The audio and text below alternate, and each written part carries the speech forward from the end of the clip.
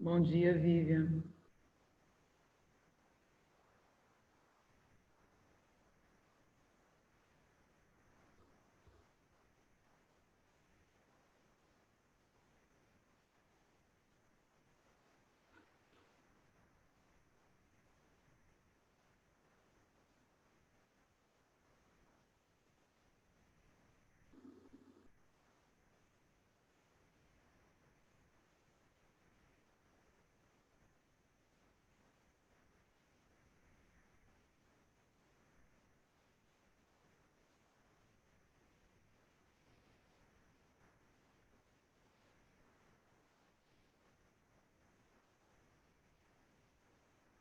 Bom dia, Vivian, tudo bem?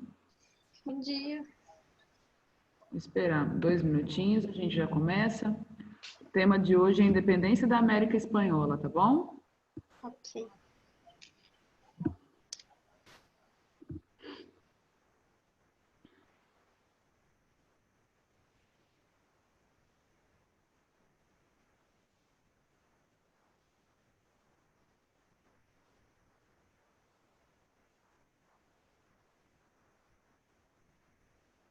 Isabela, bom dia.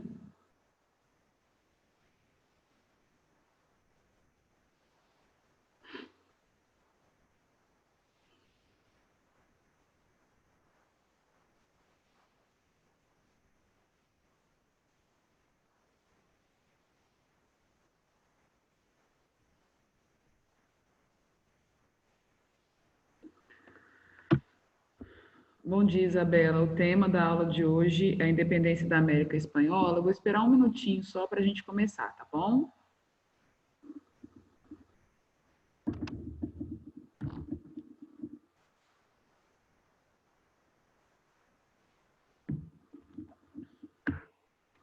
Bom dia, Natália. Bom dia.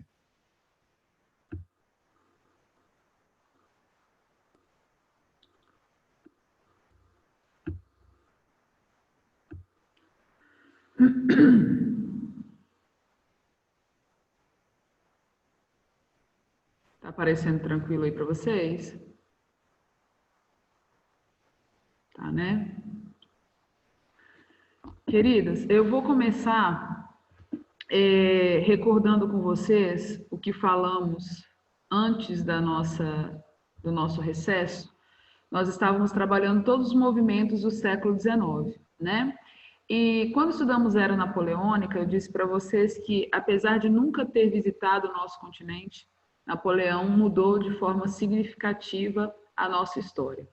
Isso foi tratado na independência do Brasil, a partir da vinda da família real, depois da independência do Brasil, e agora nós vamos falar um pouquinho da independência da América Espanhola, que também foi um movimento que teve início após as ações da era napoleônica, principalmente o bloqueio continental, ok?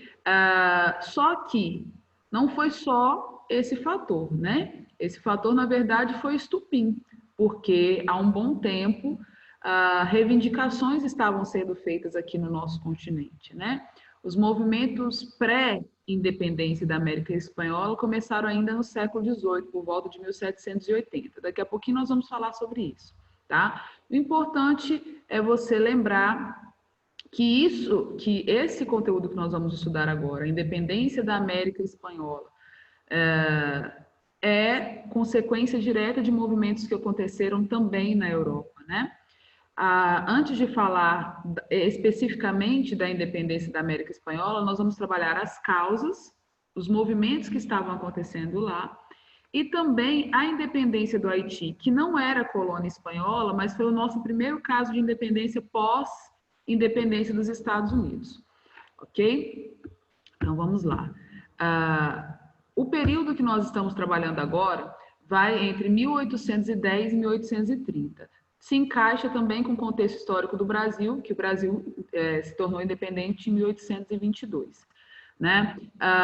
Quais foram os fatores externos, ou seja, que estavam acontecendo fora do nosso continente, ou até aqui dentro, contudo, em território já independente, como é o caso dos Estados Unidos, que inspirou esse movimento, né?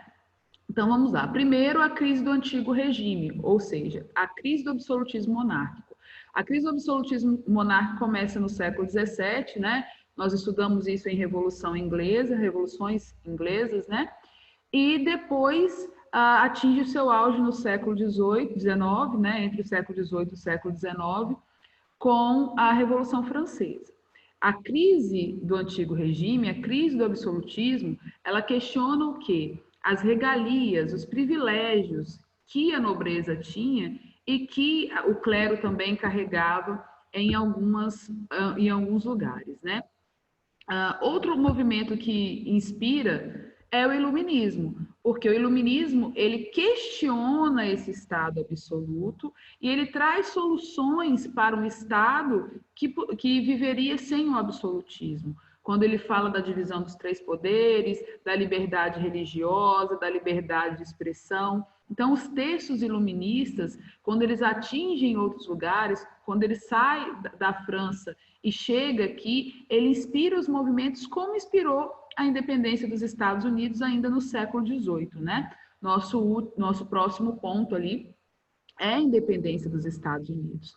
A independência dos Estados Unidos ocorreu antes mesmo da Revolução Francesa. Então, é uma inspiração, é um exemplo aos estados, aos territórios que aqui ainda permaneciam num processo colonial, e um processo colonial de exploração, né? E o nosso último ponto aqui dessa parte do material, que seriam as guerras napoleônicas que eu falei para vocês, né? Que é uma ação que inspira, que na verdade é o estupim de tudo que começa a acontecer aqui a partir de 1810, tá?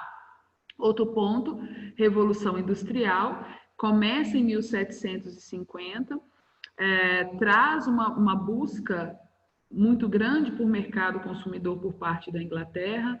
Não era interessante para a Inglaterra que esses territórios aqui permanecessem colônias, né? Porque com o sistema colonial vem o pacto colonial, e o pacto colonial é um exclusivo comercial, ou seja, a colônia só pode comercializar com sua metrópole.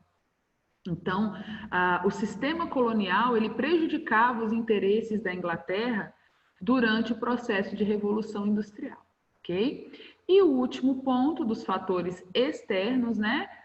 Externos às colônias espanholas, ok? É a doutrina Monroe, que nós falamos na nossa última aula aqui, né? América para os americanos. A partir da independência dos Estados Unidos e da expansão do território estadunidense, da concretização, da construção daquele país, vai surgir essa ideia, essa teoria. América para americanos. Foi a última coisa que nós trabalhamos antes do recesso, né?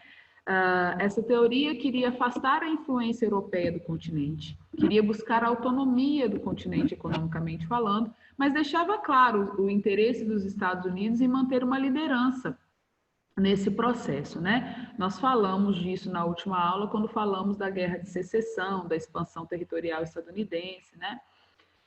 E agora nós vamos falar um pouquinho dos fatores internos. O que estava acontecendo dentro dessas colônias que inspirou, que deu força, encorajou esse processo de independência, né? De guerras pela independência.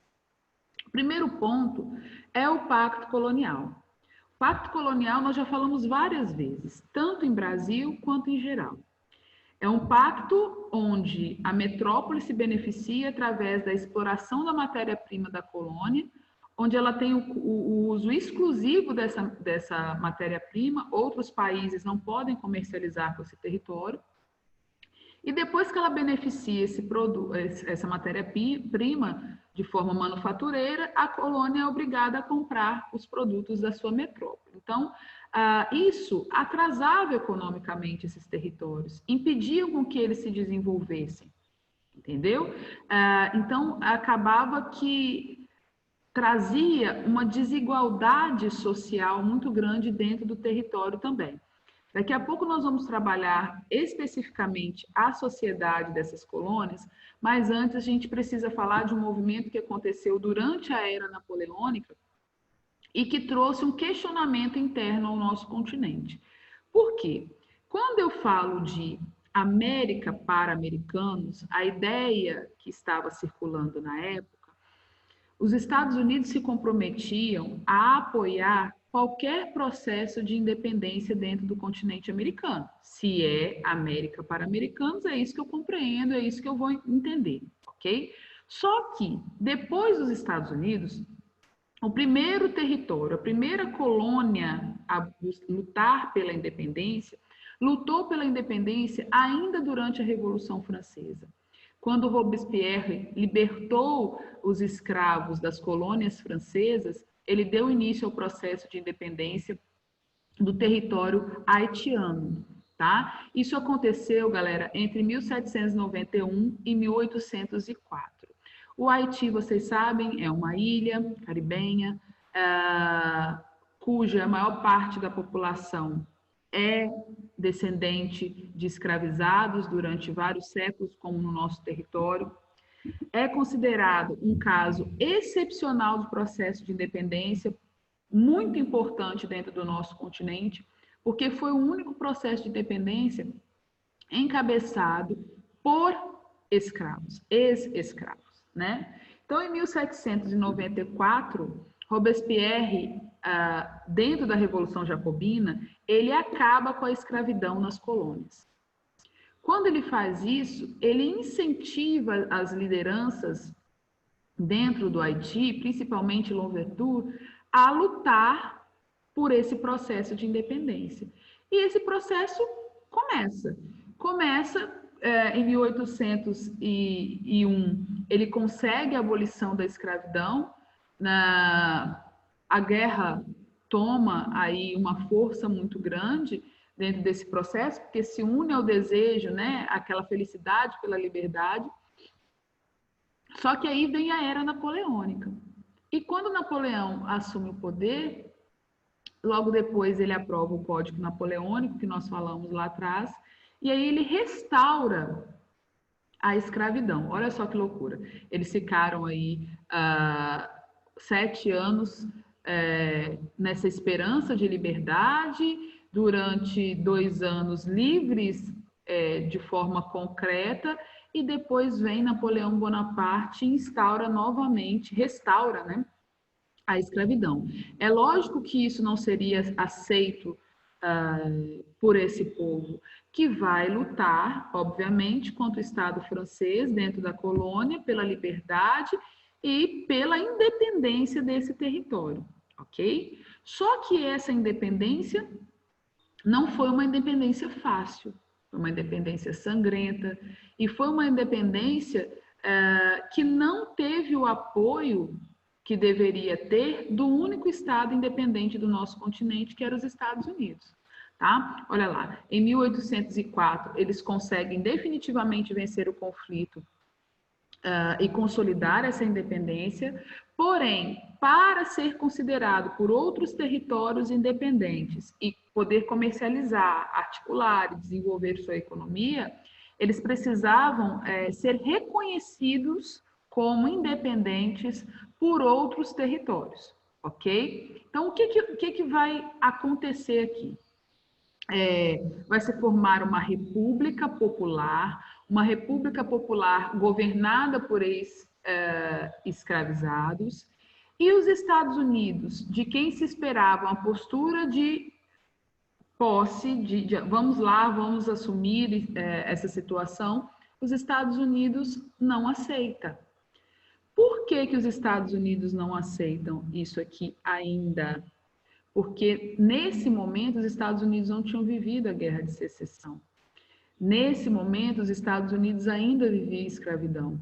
Então, seria muito contraditório, por parte do governo estadunidense, apoiar um processo como esse, enquanto dentro do seu território ainda existiam escravizados. Ok? Olha só o tempo. Esse processo aconteceu em 1804. Porém, só em 1838 o Haiti teve a sua independência realmente reconhecida por sua antiga metrópole, que era a França. Tá? Para isso, que os haitianos fizeram? Pegaram todas as suas reservas, tudo que tinham de reserva dentro do Estado, cerca de 60 milhões de francos suíços, e entregaram na mão dos franceses. Ou seja, a história do Haiti independente, que é um dos países mais pobres do nosso continente, que passa muita dificuldade, começa com a sua falência, porque para ser considerado independente, ele precisou abrir mão das riquezas que tinha, ok? Ali nós acabamos a parte do Haiti. Eu convido vocês depois, né, a buscar um pouco mais sobre essa parte da nossa história.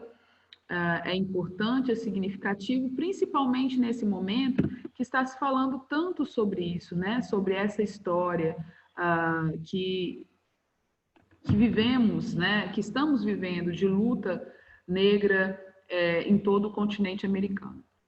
Bom, esse momento aqui, nesse momento, nós vamos falar da sociedade espanhola especificamente, antes da independência, tá bom?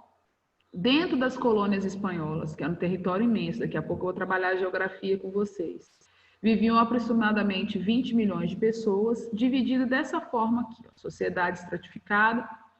Lá no topo estavam os chapetones e o clero, né? Quem eram os chapetones? Eram os espanhóis que viviam aqui no nosso continente, trabalhavam a serviço do Estado espanhol, tinham cargos públicos, cargos do governo espanhol e trabalhavam na administração aqui, ok? 13,5% da população eram de crioulos. Quem eram os crioulos? Aqui nós vamos chamar de crioulos, depois do processo de independência nós vamos nos referir aos gabildos, daqui a pouco eu vou explicar para vocês por que muda isso, tá bom? Gabildos não. Eram uma espécie de coronéis, daqui a pouquinho eu vou explicar isso para vocês. Os crioulos eram descendentes diretos dos espanhóis que chegaram aqui no processo de colonização. Portanto, se eles eram descendentes desses espanhóis, eles tinham a maior parte das terras aqui, dentro dessas colônias. Então, em sua maioria, eram latifundiários, né, e comerciantes. Então, eles tinham um poder muito grande na região que eles viviam, né? Era um poder muito parecido com o que os coronéis tinham aqui no final do século XIX, no início do século XX. Era uma influência comercial, econômica e política muito grande, tá? 27,5% da população era de mestiços, né? Capatazes, artesãos, que trabalhavam nas cidades a serviço também dos crioulos. E 58% da população, aí a maior parte da população, eram de escravizados, indígenas e negros, né, africanos, que trabalhavam para o Estado e para esses crioulos também, no sistema de mita e encomenda que nós já falamos lá atrás, né? Eram trabalhos forçados, uma relação meio servil, também no caso da encomenda, né? Para sustentar tanto as minas nas regiões em que a Espanha explorava minas, né, quanto também no plantio, ok? Nós falamos entre 1810 e 1830 o processo de independência desses territórios. Porém, antes que isso acontecesse, reivindicações já eram feitas. Isso aconteceu na região do Peru, por exemplo, né? Por isso nós falamos aqui percussores. Quem primeiro deu início a esses questionamentos? Nós temos na região do Peru um líder indígena chamado Tupac Amaru, que foi aí o líder do primeiro grande movimento contra a metrópole espanhola na região do Peru. Ele comandou uma rebelião indígena, obviamente foi detida pelo Estado espanhol, morreram aí 80 mil pessoas na ocasião. Na Venezuela, aconteceu também um outro movimento sobre a liderança de Francisco Miranda, que era um crioulo, era um proprietário de terra, né? conseguiu durante um tempo a liberdade da região, mas depois foi preso, levado para a Espanha, onde veio a falecer. Por que eu trouxe esses 2 pontos aqui? Para que vocês entendam que antes mesmo do bloqueio continental, da invasão da Espanha, aqui já existia reivindicações por parte das colônias espanholas, como aconteceu conosco na Conjuração Mineira, na Conjuração Baiana, né? Vamos encaixar, né, esses movimentos para lembrar que as reivindicações existiam antes mesmo da era napoleônica, né? Bom, quando que começam as guerras pela independência? A partir do momento que Napoleão Bonaparte invade a Espanha e o rei Dom Fernando é preso com toda a sua família. Essa notícia chega aqui, e quando essa notícia chega, os vice-reinos entram em caos, né? Entram em confusão. Agora chegou a nossa hora. Porém, eu disse para vocês o quê? Que esses crioulos, esses proprietários, grandes proprietários de terra, eles tinham muito poder na região em que eles tinham muitas terras. Esse poder era grande demais. E eles não queriam perder este poder no processo de independência. Então, nos primeiros anos da independência, quem vai liderar esses movimentos são os crioulos. Olha lá, entre 1810 e 1814, os crioulos tomam o poder na América, amparando-se nos gabildos, que eram as câmaras municipais. Poder, então, local, né? Formando juntas governativas com o apoio da população. População que se via esperançosa nesse processo de independência, que prometia autonomia, diversidade produtiva, econômica, né? E aí começa o processo de revolução, né? Esse processo de revolução que aconteceu em todo o território espanhol no nosso continente, se encaixa com o tempo do nosso processo de independência, tá? Nós vamos recordar aqui, 1820, a Revolução do Porto faz com que Dom João volte para Portugal, e aí acelera o nosso processo de independência, que acontece em 1822. Então, a América fervia neste momento, o continente americano estava fervendo. O século XIX foi um século de grandes movimentos, né? Vamos encaixar sempre esse tempo. O que estava acontecendo lá, o que estava acontecendo aqui, o que estava acontecendo na Europa, né? É sempre bom encaixar isso aí. Características desse processo de revolução, né? Primeiro, todo o processo de independência das colônias espanholas nasceu da união daqueles que tinham mais poder aquisitivo, que eram os crioulos, que financiaram aí, fortaleceram o surgimento de juntas militares, que também controlavam, né, os movimentos populares. Eram revoltas liberais, né, como nós já falamos. A Espanha, nesse momento, vivia isso, porque queria, né, um novo poder pós-era napoleônica. Então, lá as coisas também não estavam bem. E a Inglaterra, o que queria? O que a Inglaterra fez? Primeira coisa que a Inglaterra faz nesse momento é romper com a Espanha. Por que a Inglaterra faz isso? Porque ela tinha interesse no processo de independência aqui dentro. Para que isso acontecesse de forma a agradar os interesses da Inglaterra, eles vão apoiar esses crioulos. Então, a Inglaterra vai apoiar financeiramente e politicamente os crioulos para que eles, na região em que viviam, lutassem por esse processo de independência. Só que aí a gente vai pensar assim, nossa, mas eram muitos crioulos, não é? É muita terra, são muitos crioulos.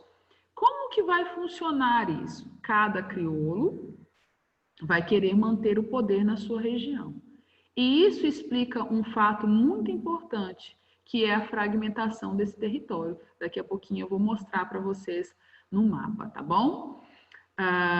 Aqui estão os dois personagens mais importantes desse processo de independência. Os dois homens que lutaram na frente dos exércitos, né, pela independência desse território.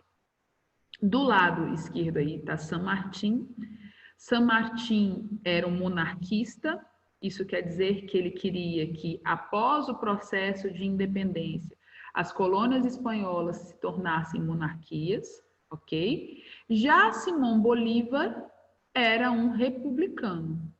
Ele tinha um olhar mais liberal desse processo. Apesar de lutar pela mesma causa, entendeu? Eles lutavam pela mesma causa, pelo processo de independência. Eles tinham visões diferentes de como esse processo de independência deveria acontecer, mas foram lutando em frentes, né? Vamos lá mostrar um pouquinho dessa geografia.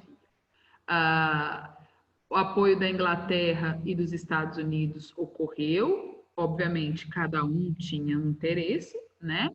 Simón Bolívar, ele vai liderar o exército pela libertação da Venezuela até o Peru, partindo do norte para o sul, enquanto San Martín lidera o exército de libertação da Argentina para o Peru, tentando ali conquistar e expulsar os espanhóis, né, o exército espanhol da maior parte do território.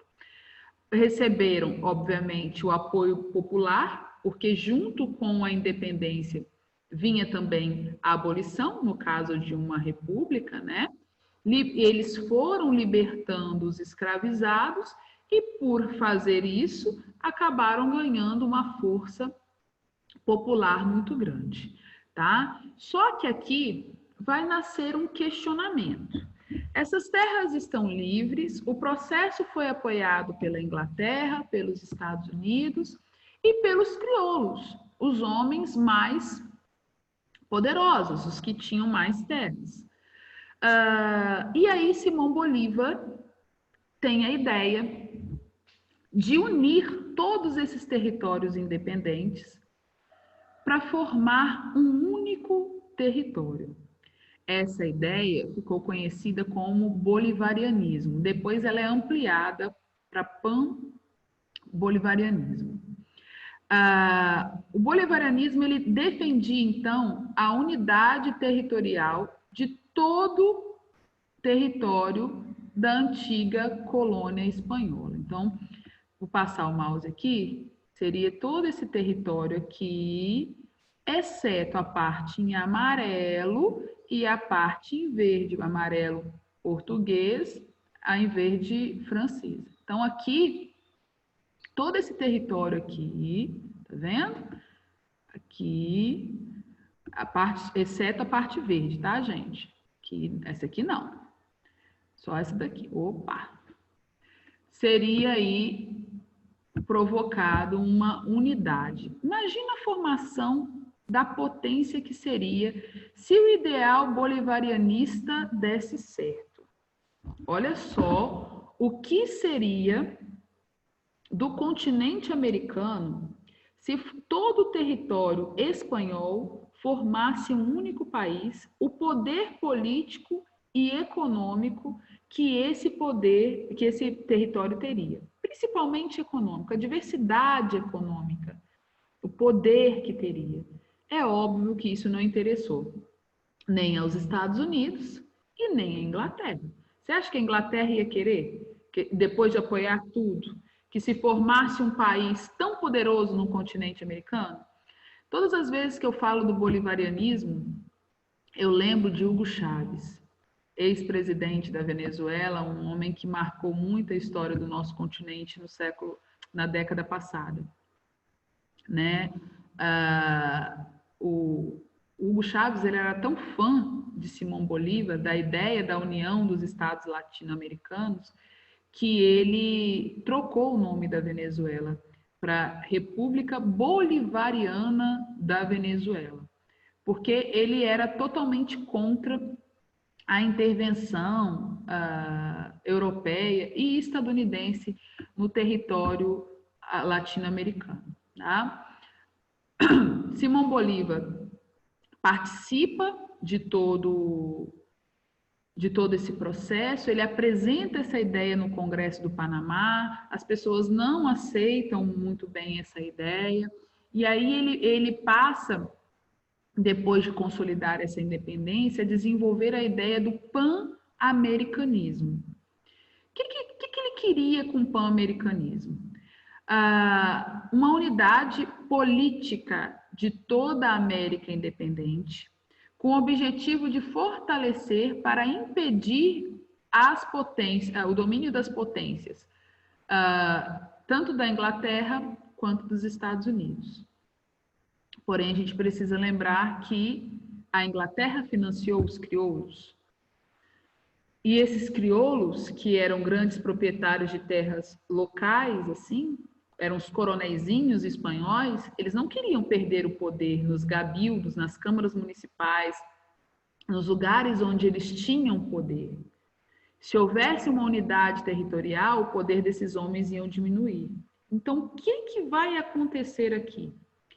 No Congresso, essa ideia de Simão Bolívar simplesmente é abolida. Olha lá, em 1826 ele apresenta isso no Congresso do Panamá. Esse congresso precisa ficar guardado, tá, gente? Anota aí. 1826 ele apresenta isso. Ele não consegue o apoio dos crioulos que estavam presentes. Ele não vai conseguir o apoio necessário para colocar em prática essas ideias. E aí, enquanto Simão Bolívar lutava por isso, o que a Inglaterra ia fazendo? A Inglaterra ia financiando o que nós chamamos aqui de nacionalismo crioulo. Essa ideia que os crioulos foram desenvolvendo nos lugares que viviam, de que aquela região ali podia ser independente e poderia se potencializar sob a liderança deles. Tá? Então, Simão Bolívar, que sonhou tanto, que liderou esse exército, que sofreu em busca disso, né? Todo o seu sonho cai por terra no Congresso do Panamá, e aí a gente vai perceber a fragmentação desses territórios. Olha lá, a geografia como é que fica, né? Vai formando, principalmente na América Central, países muito pequenos. Isso só interessava na época, né, a liderança inglesa e estadunidense mesmo, porque do tamanho que eram, com os recursos que tinham, jamais poderiam competir no mercado junto à Inglaterra e os Estados Unidos. A gente precisa lembrar que esses dois países nunca fazem nada à toa, eles sempre têm um interesse por detrás, né? E o interesse deles conseguiu fazer com que na América Latina nascessem países republicanos, sim, mas uma república um pouco avesso daquilo que a gente espera, tá? Marcela, por que uma república um pouco avesso do que a gente espera? Deixa eu tirar isso aqui daqui, eu fico olhando para baixo. O que eu espero de uma república? Eu espero de uma república que ela realmente dê oportunidades significativas para todos. Eu espero de uma república a concretização da cidadania. Mas o que acontece aqui? Vai se formar na América Latina, nesses paizinhos que vocês estão vendo ali no mapa, vários gaudilhos. Gaudilismo é o que nós chamamos de, aqui, é como se fosse o coronelismo para a gente, tá? O gaudilismo para eles é o poder político local, articulando todas as coisas. Por isso que houve essa fragmentação. Comparando com a nossa história, com a história do Brasil, você consegue compreender como que o Brasil conseguiu manter essa unidade territorial. Essa unidade territorial imensa se manteve durante o processo por conta da monarquia. Porque se na mesma época fosse dar poder às elites locais, nosso território também teria sido fragmentado. Tá? Então, esse processo histórico justifica a geografia do continente americano na atualidade, ok? Então, há uma fragmentação política nesse nacionalismo vendido pelos crioulos, né? Adota-se o sistema republicano baseado no clientelismo. Nós não chegamos nessa fase da história do Brasil, mas eu vou explicar clientelismo aqui para vocês.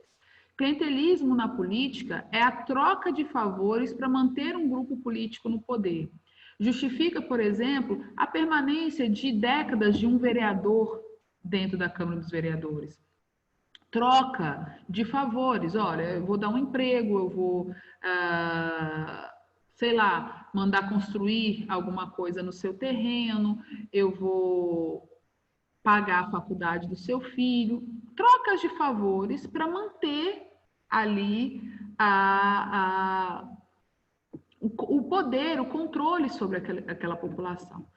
É como se o eleitor deixasse de ser um eleitor, de ter autonomia sobre o próprio voto, os seus desejos, e passasse a ser um cliente desse político. Então, a República no território espanhol, ela nasce com essa fraqueza, né? E também com paternalismo, que é quando o Estado assume algumas coisas que, na verdade, não o cabia, né? Paternal vem de pai. O Estado controla as pessoas através desse paternalismo. Então, o povo mesmo que luta por esse processo, depois da independência no Estado republicano, fica sem representatividade. Nós vamos perceber o nascimento de países comandados por uma elite que durante muito tempo vai permanecer controlando e impedindo, de certa forma, o desenvolvimento das outras classes. A sociedade fica com baixo desenvolvimento educacional, isso obviamente, gente, nos primeiros momentos, né? Hoje a realidade é outra. O atraso no desenvolvimento da cidadania, um atraso no desenvolvimento urbano, e também uma estrutura oligárquica, como aconteceu no início da nossa república, com a República do Café com Leite. Nós vamos falar disso lá na frente, tá? Estrutura oligárquica é quando pequenos grupos dominam, né? Exercem o poder. Oligar quer dizer pequeno, quia, governo. Oligarquia é um governo de um pequeno grupo. Ok? Alguma dúvida até aqui? Eu disparei, fui falando. Dúvidas? Vamos lá, vou abrir para as dúvidas, porque nós temos aí 5 minutinhos.